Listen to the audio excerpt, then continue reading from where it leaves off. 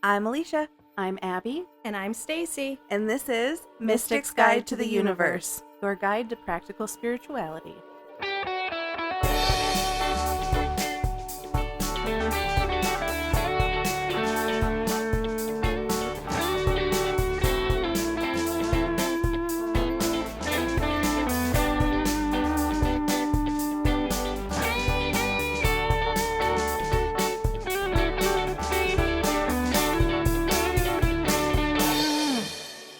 A lot of people are very curious about what it feels like for us to channel spirit and to do readings and to get information. Every single medium is going to feel things differently. Every single tarot reader is going to interpret things differently.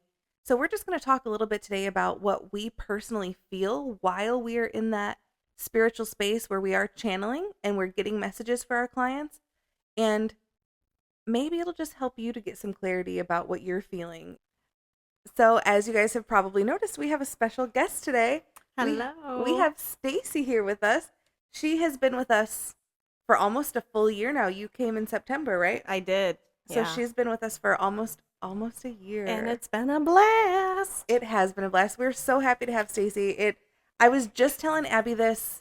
I feel like with Stacey, our group is finally complete. We're the perfect team now. Yeah, we are. One of the things that a lot of people want to know is how we discovered our spiritual gifts, what our spiritual journeys have been like, and how we started developing our spiritual gifts to get to where we are today, where we are finally at the point where we can help other people with them. So we're going to talk about that a little bit, and we'll also kind of go over some tips and tricks on how to help you guys understand what your spiritual gifts are and how to tap into those as well. So, Stacey, tell us who you are and what you do. Okay, well, I'm Stacey, and I do a lot of things. So I started with Reiki. So I'm a Reiki master. I do cranial sacral therapy. I do QHHT, which is like a past life regression. I am a psychic medium and intuitive reader. When did you discover that you had spiritual abilities? What was that journey like for you? So I really just started my spiritual journey about 4 years ago when I lost my husband. It was a traumatic experience, and it was one of those things that just, woke me up. But I've had gifts my entire life. I just didn't know how to use them. I lost my husband, and then a year later I lost my dad. And I just, the signs were all there where I just was really looking for that avenue of tapping into some energy so that I could actually still talk to them and communicate with them. I know I came and saw you, and you had channeled my husband. He came through, and one of the topics that we discussed was Reiki energy. And you're like, you're going to do Reiki. And I'm like, yeah, I'm going to do Reiki. I didn't even know what Reiki was. So then I started searching for Reiki classes, and I'm like, yeah, I'm an energy healer. I'm going to do Reiki. And I'm like, I don't know what this is, but I'm supposed to do it. And I signed up for a class, and I went, and honestly, I sat there, and for the first time, I went, oh my God. I know that you and I have talked too about how you were supposed to start with Reiki, but Reiki wasn't supposed to be where you ended up. And so tell us a little bit about the journey from starting with Reiki, and that was the only thing that you did, to now that's kind of on the back burner. It is on the back burner. So I went to Reiki. I was attuned to Reiki. I opened up a studio. As soon as I started saying, I'm a Reiki practitioner, and I'd put my hands on somebody, and boom, I'd get a message. That's when my gifts really started coming forefront, and I couldn't push them back. And I think you told me, once you open up, there's no going back. And trust me, there's no going back. Yeah. And that's the hardest part is a lot of people are either thrust into this or they jump into it hoping that they can kind of dip their toe in and ease their way in. And a lot of times you can do that. But I think for people who are supposed to be doing this as a career and doing this to help other people, you dip your toe in and you just get sucked in by the undertow, and there's nothing that you can do about it. So, since you are new on your mediumship journey, what is the most surprising thing that has happened to you, or the most surprising thing that you've learned while doing mediumship? When someone wants to come through, they want to come through, and it's an overwhelming feeling where I'll get like thumps on the back of my head or like pressure. I didn't realize that my body was gonna be so involved as it is. Yeah. Like I just thought, oh yeah, I'm just gonna see these visions, or someone's gonna talk in my ear, and I'm gonna be able to tell them what it is. But I'll get this excruciating headache for a second, and I'm like, okay, did they pass of an aneurysm? And then when they a client sits across from me and they're like, yeah. Like, Yeah. holy smokes, that's when I know.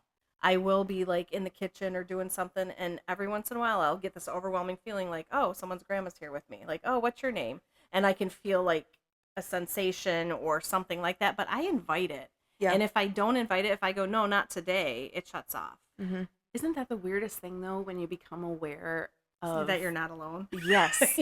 You become We're never aware alone. of somebody else. There's another energy in the room, Yeah. and they're nowhere in the room, but you can feel them watching you, and you can feel their energy pressing up against your energy, saying, Yeah. I'm here, pay attention to me. Yeah.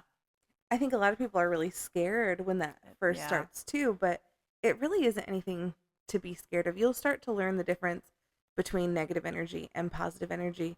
And like Stacey said, your body does get very involved in it. And that was something that I wasn't prepared for either.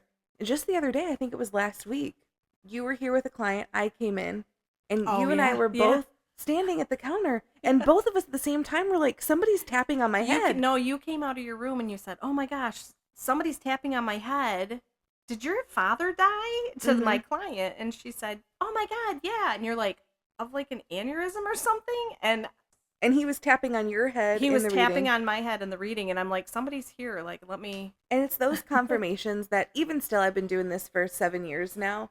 And it's those confirmations that solidify that, okay, what I'm doing isn't bullshit and it is real, and Right. it helps people. Because if I came in completely unaware of what you guys had just talked about and I'm experiencing the same thing that you are, then that's a confirmation that it was real. Exactly. Okay, so I'm just curious. I know where I feel it, but where do you guys feel it in your body when a spirit is trying to connect with you? I notice that I start to feel very distracted. I just kind of start to dissociate, Yep. and I'm starting to like think about things that aren't associated with the conversation. And then that's when I realize I'm hearing something or I'm listening to something. In fact, I was dating this girl, and this was the first time I ever realized that I had a tell. I was talking to her, and she's like, "What are you hearing right now?" And I was like, "What are you talking about?" She's like, "You're listening to a spirit." I was like, "How do you know?" I didn't even realize what I was doing. She's like, "I can always tell because you just kind of drift off and you start looking over to your left." And That I is- was like, "Oh my God." And then I realized every single time I do a reading, it's like I'm trying to hold a conversation with the person, but all of a sudden I start to drift off and look to my left. It's not like a physical feeling.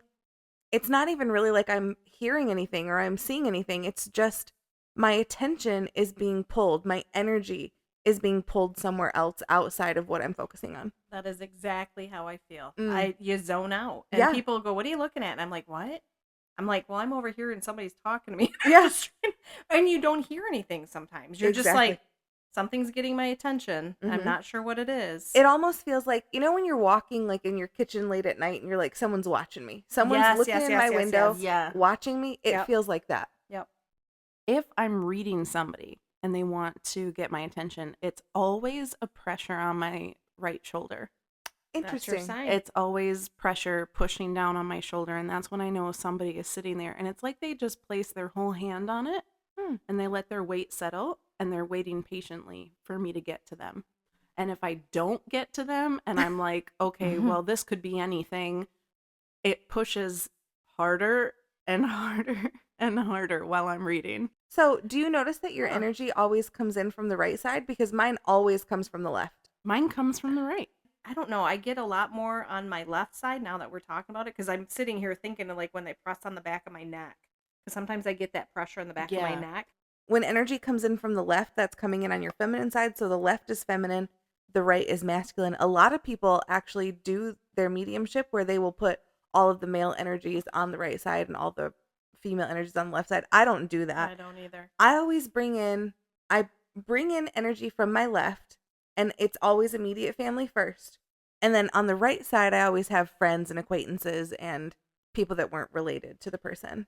See, and I haven't like associated mine like that yet or categorized it. It's like when I close my eyes, I can visually see the outline of a person that's either male or female. And then I know that there's people behind them. Oh, But I feel I feel it on my left side. Mhm. It's so hard to like explain because it's like a whole body feeling. When you say that you just know that there are people behind them, Mhm. try to explain how you know that. I know, because people ask me that, and I'm Mhm. like, I don't know. You just know. You just You have just this know. feeling. I just know. It's a feeling. It's a knowing. But I don't visually see like a video screen with a movie playing. I just know it. It's so hard to explain. I think when people ask me, I always say, you know how when you wake up in the morning and you know that you had a really intense dream and you're trying to remember all of the pieces of the Mm, dream? That's kind of how mediumship feels to me. that's good. It's like I already know the information and I'm just trying to remember it. It comes in the same way as a memory does, where it's like, oh, I remember that. And you're trying to like piece it all together. That's what a reading is for me. That's a really, really great analogy. That's really cool. Yeah. Sometimes I will get physical sensations in my body. If somebody passed of a heart attack, sometimes I will feel heaviness in my chest. But a lot of times it's literally just my awareness is Mhm. being pulled to those places. So it's like all of a sudden I'm very aware of my chest. It doesn't necessarily have to be a physical, an audible, a visual thing. Sometimes it literally is just your awareness is being pulled and you just have a thought that pops into your I head. was gonna say a thought. Yeah, and sometimes it just comes in as a thought and you're just Mhm. like, why am I thinking this? And I think that's where people have the hardest time tapping into their gifts because they're Yep. like, is this mediumship or am I just making shit up in the Mhm. back of my head? Like, is this just a thought that I'm having or is this a thought that's coming into my head from somebody else? You just don't know. But when stuff pops in your head, like prom, the word prom was in my head, PROM, and I finally said it out loud. And it ended up, the girl looks at her mom and says, "You were just looking at your prom video last night, Mom." Mm, And I'm like, and that's just confirmation that he's here. yep. So, Yesterday I had a reading and this woman came in and her dad came through and I was like, your dad bought and sold cars for a living? And she's like, yeah. And I was like, he bought and sold RVs too. And she was like, no, he never did RVs. And I was like, oh, that's weird. Like I was very, very clearly seeing an RV. Then about a half an hour later, she's talking and she's like, yeah, my dad had this business in Florida. And I said, that was RVs. And she's like, oh my God, you're right. It was an RV park in Florida. And so even the person that you're yes. reading sometimes, they're not thinking. Well, and it's jigsaw puzzles because Mhm. sometimes I'll get something and then I don't connect the dots until they'll say something. And I go, that's exactly why I said blah, blah, blah in the beginning. I think we have a lot of people that come see us that need answers on one specific thing, but they're not going to come out and ask us because they want us to figure it out. They want us to put the pieces together and do Right. the whole puzzle by ourselves. Well, Right. sometimes it's a 4,000 piece puzzle. And even when we are putting that puzzle together, sometimes they're hiding puzzle pieces in their bra and down their pants and we can't get to it. Right. And it's like, if you could just Right. please help us. But then a lot of times we don't need those pieces. We can still No. tell the whole story with those gaps. And I feel like the readings are so much better when somebody at least acknowledges, like if I say something and they go, yeah, yeah, then it's like I get more and more. It's almost like spirit gets excited and they're like, oh my gosh, yeah, yeah, let's give her more, give her more, give her Mhm. more. It helps So- us not second guess ourselves too, because Oh, if we're reading somebody and we think that we're getting everything wrong, then we're going to start thinking, okay, I need to switch up my tactic. It's so hard too, because we come into this with genuinely with the intention of helping people. Absolutely. We're not doing this as a parlor Mm-mm. trick. We're not No. doing this as like, ooh, look what I can do. I can talk to dead people or ooh, look at me. I can read tarot cards. Yeah. I don't give a shit if people think I I'm don't cool. care. I don't care. I'm here to help you grieve the death of a Mhm. loved one or a friend that passed. Yep. And if you're not in this for the same reason that I am, you're not the right client for me. If you're Right. not here to heal and if you're not here to grow, what are you doing here? Like, See, I'm getting pressure in my head right now. okay, so this is good. This is just what happens. So Stacey, you're getting pressure in your head. How do you know that that's not just pressure in your head versus it is a spirit coming through? So what do you think this pressure that you're feeling is? It's somebody trying to pop through on my left side, and I always know when spirit's coming forward because I get goosebumps. So do Okay. you see? I call them truth bumps now. So like if I sit and think, oh, as soon as I acknowledge, okay, there's pressure coming through, I get goosebumps.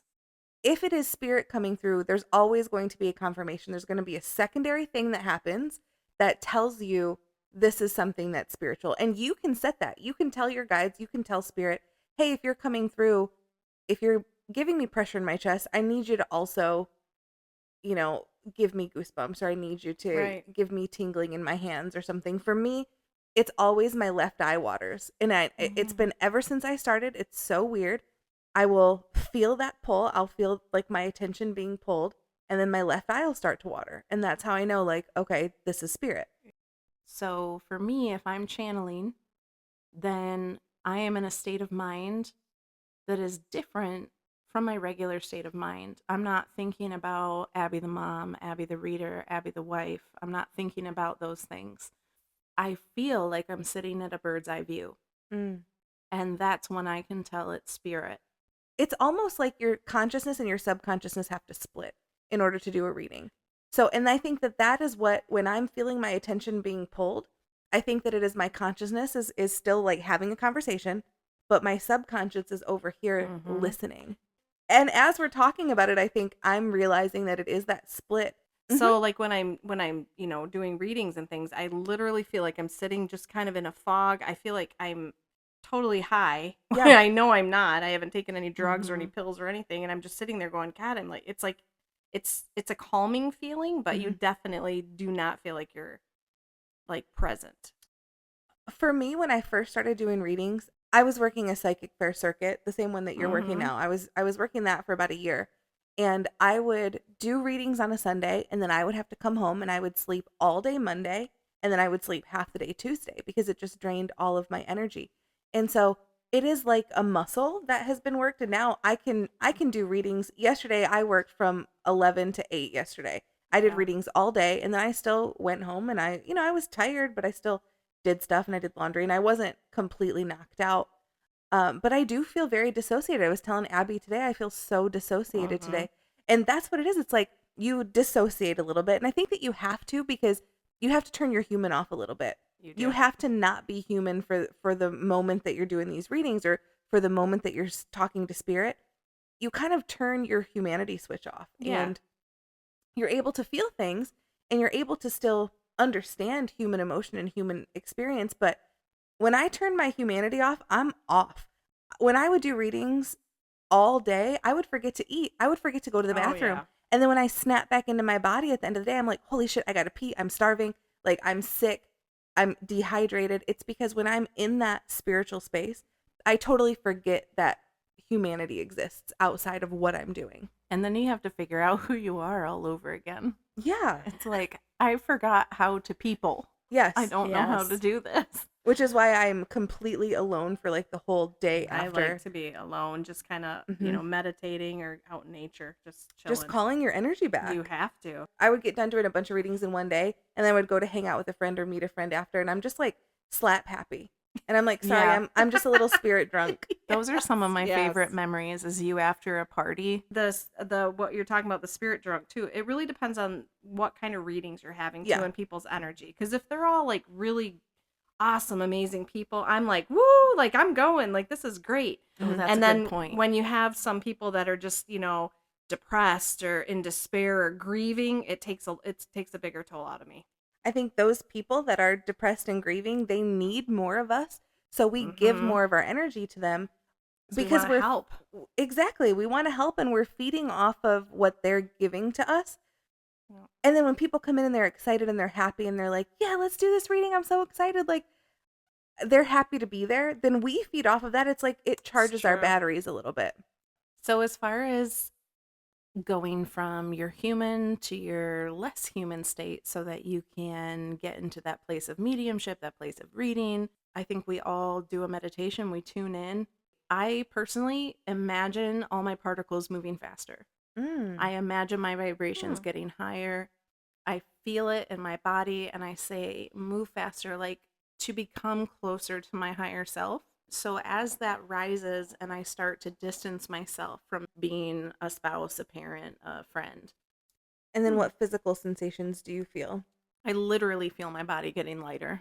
I literally feel sped up, and I do not feel present as the personality of Abbey. I have separated from that, and that would seem like a negative thing psychologically, but but it's not long term. Right.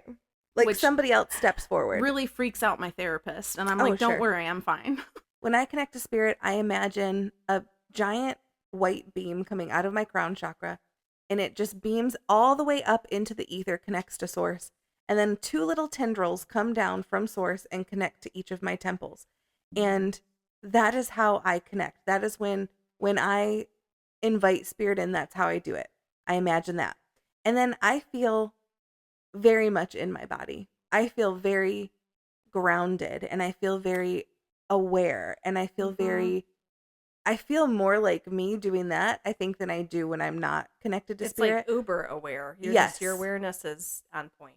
But I'm also very ADHD during that too, and I'm hearing Same. 1,000 things at once, and it's up to me to like figure out who's talking and what that means. When you hear voices, do you hear it in your own voice or other voices? It depends. Even if it is in my own voice, I still feel like a masculine energy or a feminine energy. It's not like a voice comes through and says, say something about blah blah blah. It's more like a knowing. Yes. It's a sense of knowing. That's what I was going to say. I just know that that's what they're saying. I don't hear it at Yeah, all. Right. Me too. It comes to me like somebody a week ago told me all this information, and then I just have to remember it and repeat it back. You're visualizing it in your own way. Yeah. So it's like Yes. somebody else was like, "Oh yeah, we had this property up north and it had a ton of trees and there was a lake in the center."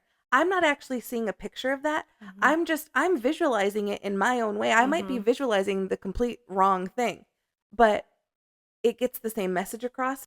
It's the names for me. When I throw names out, Yeah, you're good at it's that. like, how did I get that? And it's like, oh yeah, that's my great great grandma's name. Something that and people are always like, there's no way you could have Googled that. There's no way. Yeah. And it's like a confirmation to them that I'm really connected to their people, but it's also a confirmation to me that I'm connected to the Right. right stream. I remember when I first came and saw you and I sat down and you said, "Who's Tim?" And I went, "Oh my God." Like I'm starting to tear up because that was my husband. And then you said, "Wait, I don't think your husband's still alive, right?" And I said, "No." And you go, "But he's younger.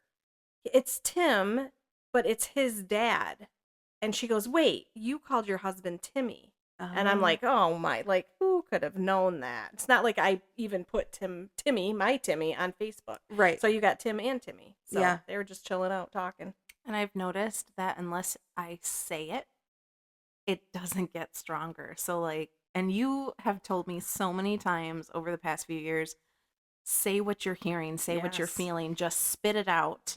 Uh-huh. If you think somebody's telling you something, spit it out and see if you're right. Worst thing that happens is you're wrong. And I'm always so afraid of being wrong because I'm afraid it's going to invalidate everything that I've said to somebody up to this point. But the more you speak it, the more they'll tell you Mhm. because the more you're acting on it. When you come in, spirit knows everything you're going to ask. Right. Spirit knows everything that you need to hear. They're way more knowledgeable about what you need than you are. They already have a plan. It might not be the same plan that you have. It might not be the same information that you're hoping to get. So you have to go in open. It's very interesting that every single medium I talk to, even us three, we all do things very, very differently. And if you are going on a mediumship journey and your cues and your ability to read doesn't sound like what other people are doing, that's Doesn't okay. matter. You have to do it your own way. I didn't have any mentors. I think that if I would have trained under somebody else, I would be doing readings a lot differently. I think that I'd probably be doing them a little bit more by the book, if there is a book. But what feels right to you might not feel right to me, and vice versa. If you're coming into this feeling like I am a medium, I know that I can talk to people who have passed. I know that I can read cards and be very intuitive. I know that I can do Reiki. I know that I have healing energy inside me.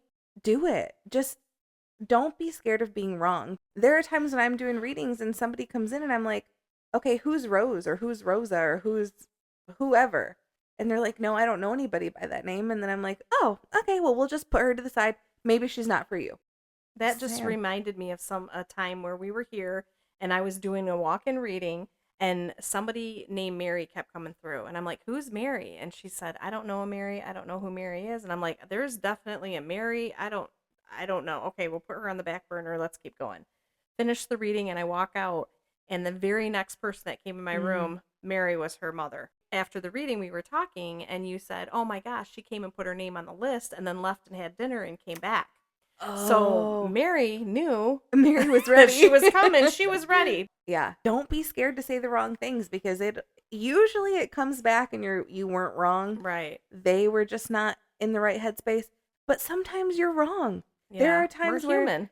exactly. There are times where I've told people with 100% certainty in my brain that they were going to have a baby boy and the baby was a It's a girl. girl. It's just, it happens. Sometimes it's just, you don't hit the nail on the head. But if you can get through a reading where somebody leaves feeling healed, that's what we're here for. Yep. We're not here to claim to be magical beings. I will back you up on the baby, though.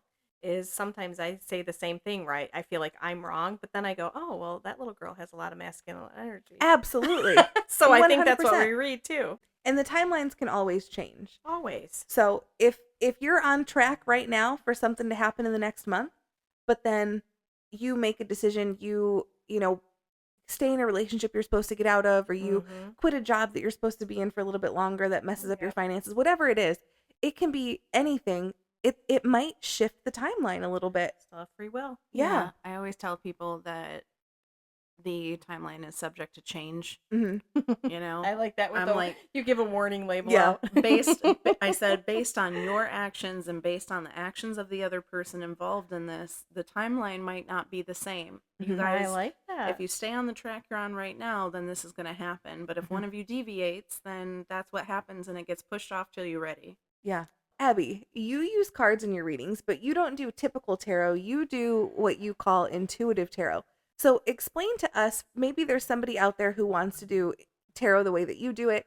How do you get your messages from the cards? How does that come in for you? So what I do is I just slap the cards down, whatever number feels right. Sometimes I'll do 3, sometimes I'll do 5, sometimes I'll go to 7. It's when I feel that feeling of, okay, stop. Completion. Yep. I will look at everything, and it's kind of like, have you ever seen The Queen's Gambit? Yeah. And she sees it all, and it like comes together in this perfect puzzle. Mm-hmm. That's what that's like for me. It's like the cards move around in my brain, and they shift, and they show me, and my guides just kind of drop into my brain, like the Sun card, which stands for abundance and stands for other things. I saw standing for this person getting engaged.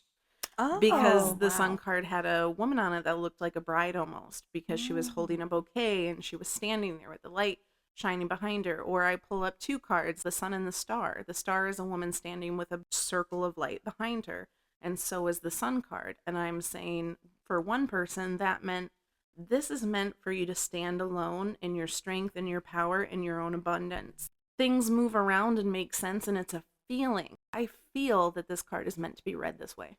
So you could have the same card for 2 different people and you will see completely different things. Like, obviously it's the same card, so you're seeing the same card, but different things will stand out to you and mean something different for different people. Listen, dude, I can pull the same card for 10 people and it can mean something different all 10 See? times. Yeah. I had a woman come see me when I was doing a show, and it turns out, I didn't realize this, but she owned a metaphysical shop that sold tarot cards down in Detroit. And she had that specific deck that I use, and she had studied that deck and everything that all those cards meant. She sat with me and she let me do her reading, and she looked at me and she said, "You're the real deal." She's like, I know what all of those cards mean. I sell this deck. I use this deck personally. And you did not use the meanings every time. You pulled out something totally different for a lot of those cards, but you were dead on. Yeah. And I'm like, that's awesome. I don't know how it works, but it works. Yeah. The common themes that I noticed for us 3 is that information is just dumped into our brain. It's just like a deposit. It's Right. just, it's in there. We don't know how it got there, but it got there. And we do things that feel right because they feel right. Not because somebody told us to do it, not because we are following any rules. You have to feel it, and everybody's going to feel it differently. Everybody is going to experience it differently. But if it feels right to you, then it's right for you. If you are new on your mediumship journey, or if you're new on your spiritual journey, hopefully what we're experiencing can help you to guide yourself. Please learn from us. We had to go down the long road to get here. And so if we can give you guys even the tiniest bit of a shortcut, we've done what we need to do. As always, Abbey, Stacey, and I are here to hold space for you. throughout any part of your spiritual journey, no matter what you're going through. And we always say that even if your journey looks differently than ours, we will be the very, very first people in the front of the line to help guide you through it, even if we don't know where we're going. Thanks for listening. Thanks. See you soon. Bye. Goodbye.